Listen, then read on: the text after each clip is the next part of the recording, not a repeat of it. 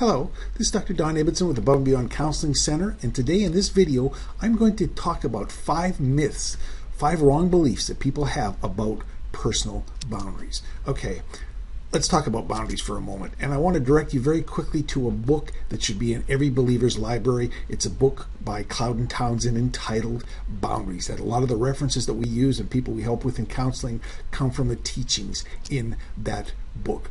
The bottom line is boundaries are gates and not walls in your life. It's where you let people in, things into your life, and maybe even things out of your life. They're not walls impenetrable, but they are gates. And the idea is if you don't have proper boundaries in your life is going to be out of control. It'll teach you, and the whole concept of learning boundaries is when to say yes, how to say no, how to take control of your life. In fact, I want to put you back to a moment here to the book because you see that's right off of the front cover of the book. So it's a very important premise that when you have proper boundaries, you can get control and take control of your life. And it'll impact everything that you do, the way you spend your time, your energy, finances, how you deal with relationships. It's life encompassing.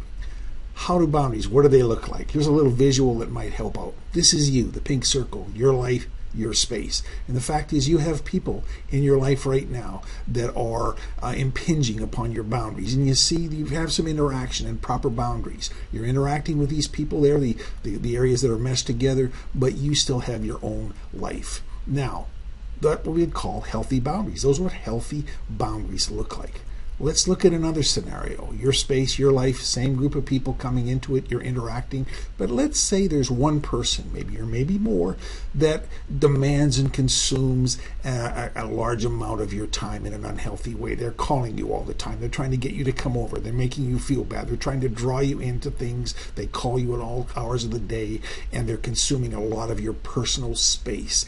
And now you say, well, who would that be? Many times it's somebody close to us. It might be a spouse, a friend, a child, an older child that's consuming time that's just not appropriate. And you can see a lot of your space is now being crowded. In fact, imagine this. Let's say you've got more than one of these people. Your life, your space is being overrun, and your life is typically going to be out of control. We would call those an example of unhealthy boundaries. So the key is you want to have healthy boundaries. Now, as you try to implement them, guess what? You're going to find some resistance, and you're going to hear some things, maybe some ideas you have that are myths. Here's one of the biggest. You'll hear this from people.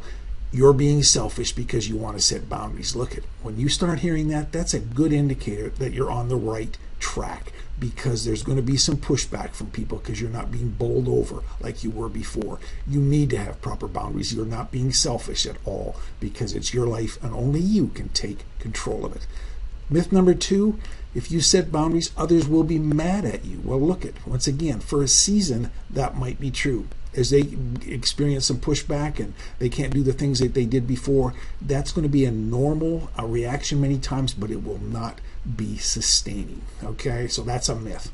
Number 3, you'll be hurting others if you set boundaries. Look, they need to have their behaviors brought into line as well. You'll probably be helping them in a major way. You're not hurting, you're helping yourself. So you're going to hear that again, well, you're hurting me. It's like, no, not true. You're setting proper boundaries, forcing them to take accountability over some things in their life. So you're not hurting them. Really, you are helping them. Another myth, people are going to tell you, oh, you're just angry, you're mad. Once again, not true. Setting boundaries is necessary to a happy, healthy, and productive life. You're not doing it out of anger. With this book and some of the tactics and teachings, plus if you need help getting them going, you're not doing it out of anger at all, but they're going to try to convince you of that. Another one is that if you set boundaries, other people are not going to respect them.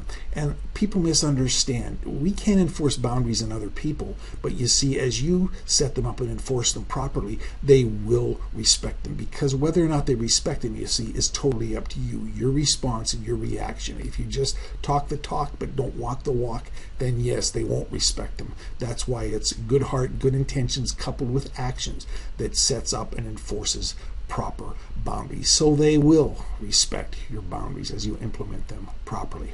What next? Look at, buy this book. It's a great book. And then commit to reading it and doing what it says. It's one of those things. We just can't read it and put it down. There's practical, tactical things to do to help implement boundaries. If you need help, look at, get it. If you want to contact us through our website, we do counseling sessions. We do a lot of work helping people implement and set up boundaries and walk them through the minefields that the offended people might try to put before them. You can do it. If you need help, don't be ashamed. Contact us. Find a local competent help wherever you are, and you can have proper boundaries. Having proper boundaries is an important part of your life. Thank you for watching. Hope this video has been helpful.